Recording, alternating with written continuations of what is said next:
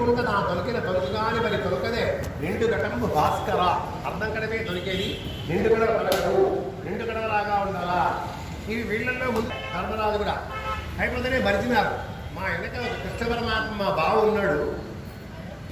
ప్రతి దానికి పరమేశ్వరుడు కొలిచిన, పార్వతి కొలిచిన, బ్రహ్మ కొలిచిన, సరస్వతి కొలిచిన, ఈశ్వరుడు కొలిచిన ఆయన గొప్పవాడు కదా అనుకున్నదే లేకుండా మరచి అర్జున అన్నట్టు చెప్పన్నా నీ యాగ సంరక్షణ కొరకై గుర్రాన్ని వదలరా ఎట్టుండాలా అని.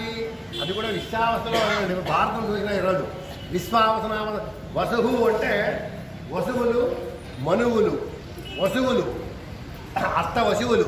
సముద్రంలో భీష్మాచార్యునికి మునుపు 8 మంది పారవేశించిన శాంతనుడు, దాంట్లో వాళ్ళ శాపం అష్టవసువులు అని. అష్టవసువులు 14 మంది మనువులు, చక్షుత తామస వైవస్తద మనువు. ఇది వైవస్తద మనువు మనం సంకల్పం చెప్పుకొనే విశ్వాసనామం భద్రే ఉత్తరాయణే వసంతఋతువు చైత్రమాసే కృష్ణపక్షే చతుర్థీస్తు వైవస్తద మన్వంతరే 14 మంది మనువులు. 14 మంది మనువులు, 9 మంది నవగ్రహాలు, 27 నక్షత్రాలు, యోగములు 27, స్థితులు 15, శుద్ధములు 15, బహుళములు 15, నక్షత్రాలు 20, యోగాలు 5, సంవత్సరాలు 60. ఇవన్నీ కూడా ఒక లెక్కాచారం. వాళ్ళు ఎంత మేధస్సు అంటే మనం ఏ రూట్లో అయినా వాళ్ళు దొరకరు. శ్రీరామ యంత్రం ఉంది. ఒక శ్రీరామ యంత్రం రాస్తే ఆ అక్షరాలు కలిసి ఎడికి 15 అవుతాయి. 3 అక్షరాలు ఉన్నా రామాయణం రాసి అక్షరాలు రాద్దాలు.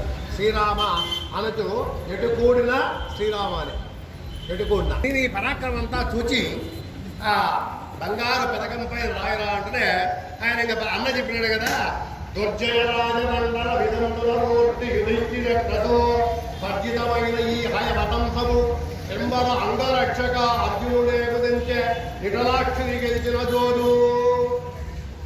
నిటలాక్షిని గెలిచిన జోరు పరమేశ్వరునే యుద్ధంలో గెలిచి పార్వతులు సంపాదించి అర్జునుడిని అంటే తక్కువవాడిని, డబ్బుల సమదేవుల కంటే పెద్దవాడిని నేను మా అన్న యాగ సంరక్షణ కొరకై ఈ గుర్రాన్ని పంపుతున్నాడు.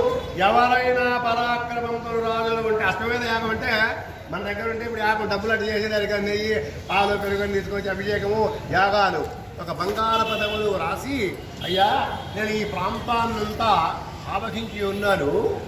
ఎవరైనా నన్ను గెలిచేవాళ్ళు ఉంటే ఈ గుర్రాన్ని కట్టివేస్తే ఆ రాజును ఓడించి తీసుకొని వచ్చి మళ్ళా చేయాలి సంవత్సరం ఒక